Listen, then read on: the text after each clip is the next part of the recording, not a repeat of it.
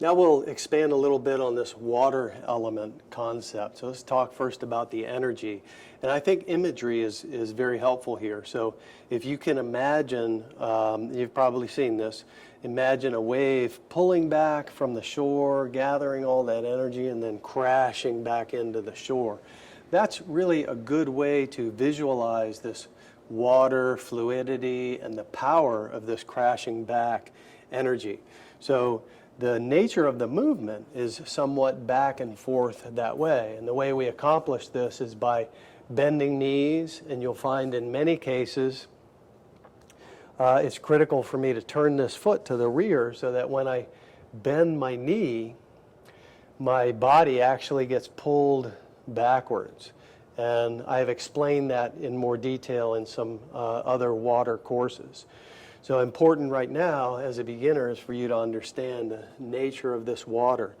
The center of the movement is a little bit higher up, like maybe where the knot of my belt is. And a good way to get you connected with or to understand that is just remember the last time you were really scared. Not just mildly scared, but really scared.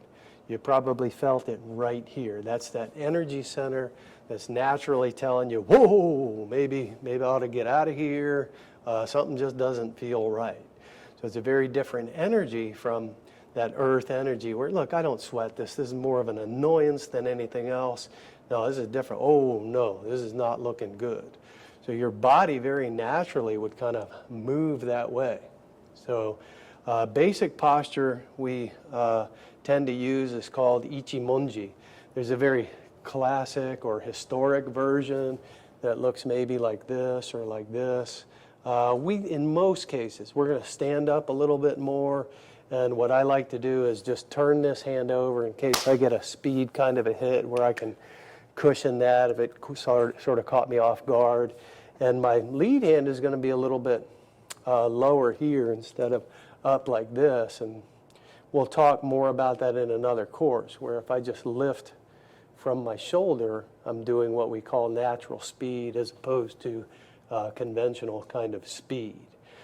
So this is the posture I would like you to begin to experiment with as you begin to work your way through a basic understanding of this water element.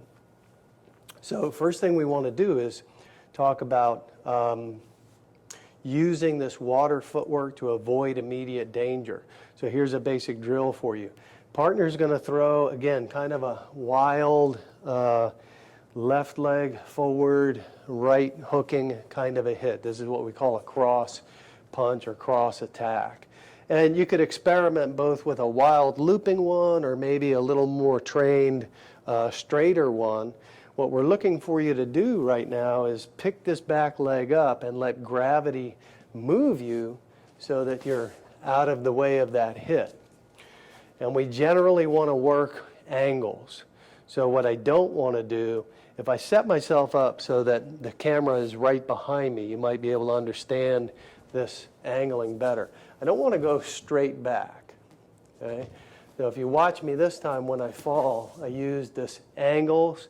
And if it's a straight line hit, it's easy for us to calculate a 45-degree angle.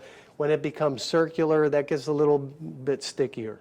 So you have to start to feel it and experiment with it. So right now, that's the drill. My partner is going to throw these hits, and I'm just going to work on using footwork, proper footwork, knees bending, gravity moving me, so that I'm just out of the way of where the hit is going. I don't need to hit it right now or do anything with that.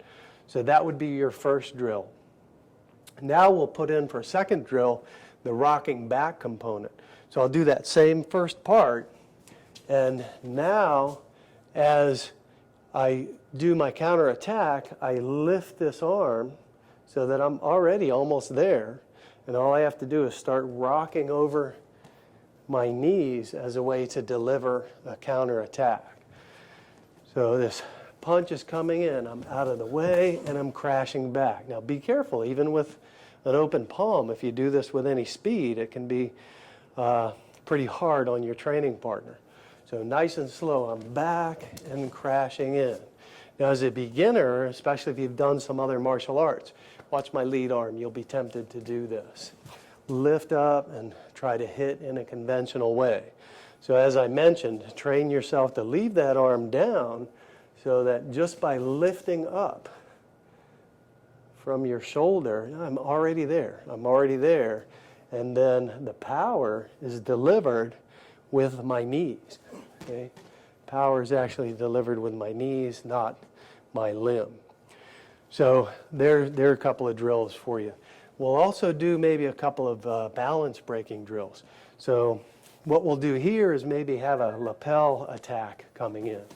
So first thing I'll do is kind of hook this and cover it. And as I fall back, I'll just drag this person in and I'll hide behind my elbow. It's just a drill. So rather than my body doing something like this, where I tense up and get the daylights beat out of me, I'm now training a little bit of a different flinch response. As that comes in, no, I do something you didn't expect. I add all of my weight to your arm and drag you into the confrontation. Here's another one. So same kind of a hit, or grab, I'm sorry, and I'm going to step with my left and break his balance this way. Okay? So I'm here. Now instead of falling back with my right, I'll fall back with my left. Okay? If you want to get good at this drill and pay attention to some more advanced details, watch how I drag my right foot back into alignment roughly with his spine. So I'm grabbed. I fall. I don't step back. You see how that wouldn't work for me. So I fall back. I let gravity do the work, and then I reposition that right foot. So I'm right on what we would call his center line, roughly the equivalent of his spine. So one more time. I'm grabbed. I fall back, putting a little pressure on this wrist here so that he can't get to me for just a second with that hit. So those are a couple of very, very basic and valuable, just because they're basic, don't let that word throw you off. Very, very valuable drills. So have fun with that on your way to understanding this water element.